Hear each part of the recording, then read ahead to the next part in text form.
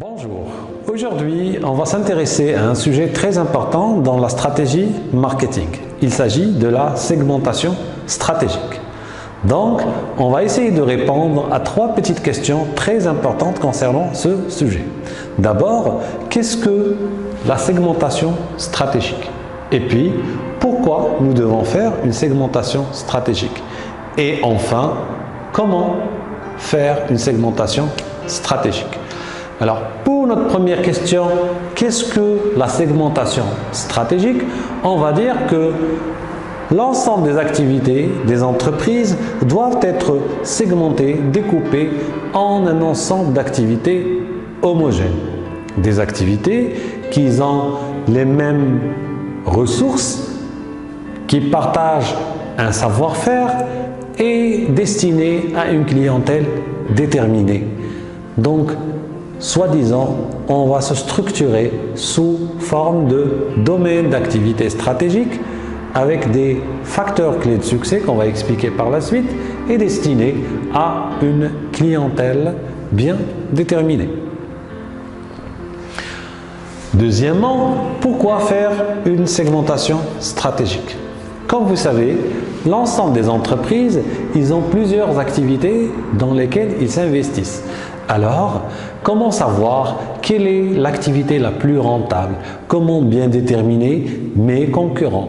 Comment faire une stratégie et l'évaluer par la suite sans avoir beaucoup d'interactions? Il est logique de se structurer, comme on a dit, sous forme de DAS, domaine d'activité stratégique. Alors, qu'est-ce qu'un domaine d'activité stratégique? Un DAS. Un domaine d'activité stratégique est un sous-ensemble d'activités d'une entreprise qui ont des facteurs clés de succès semblables et qui partagent les ressources et les savoir-faire.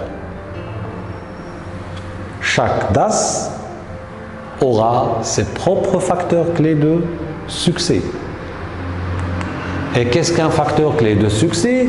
Il n'est rien d'autre qu'un élément de l'offre qui a une valeur aux yeux des clients.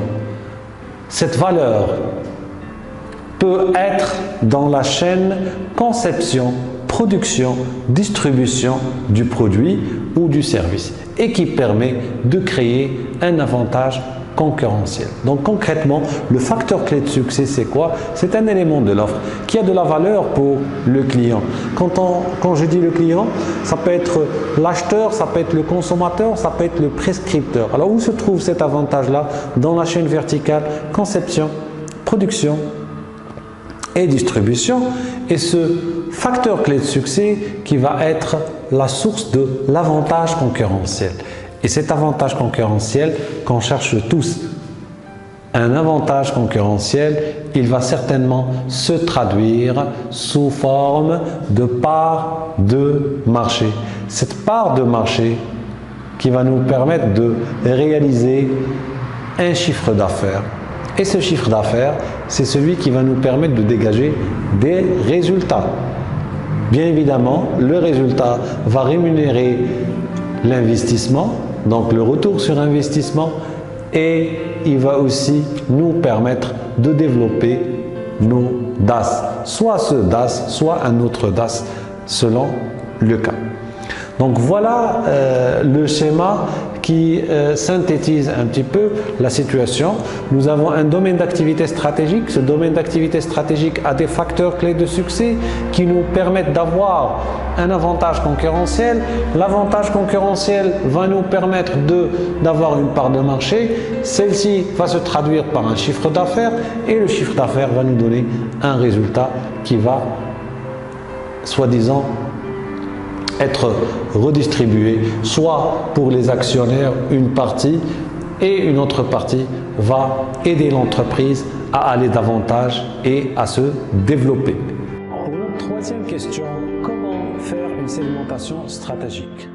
L'entreprise, tout d'abord, doit déterminer l'ensemble des technologies qu'elle maîtrise, l'ensemble des applicatifs de ces technologies et l'ensemble de ses acheteurs. Donc, on va faire technologie, applicatif et acheteur. Ces trois éléments vont nous permettre de lier les trois éléments entre eux. Lier la technologie avec l'applicatif et avec le groupe d'acheteurs. C'est comme ça qu'on aura un premier élément de notre domaine d'activité stratégique, puisque un domaine d'activité stratégique a comme pilier trois éléments essentiels qui est la technologie, le produit et le marché. Donc là, on va déterminer nos DAS à travers la détermination des technologies. Deuxième élément, les applicatifs, ça serait les produits ou les services bien déterminés, et puis le groupe d'acheteurs qui seront les clients. Et en rassemblant ces trois éléments, quelle technologie, pour quel applicatif, pour quel client. Par exemple, je prends la technologie produits chimiques qui permettent de fabriquer de la peinture, qui permettent de vendre cette peinture par la suite pour des grossistes de produits chimiques. Donc voilà une technologie destinée pour fabriquer un produit, destinée pour un marché donné. Donc ces trois éléments-là vont me donner mes domaines d'activité stratégique.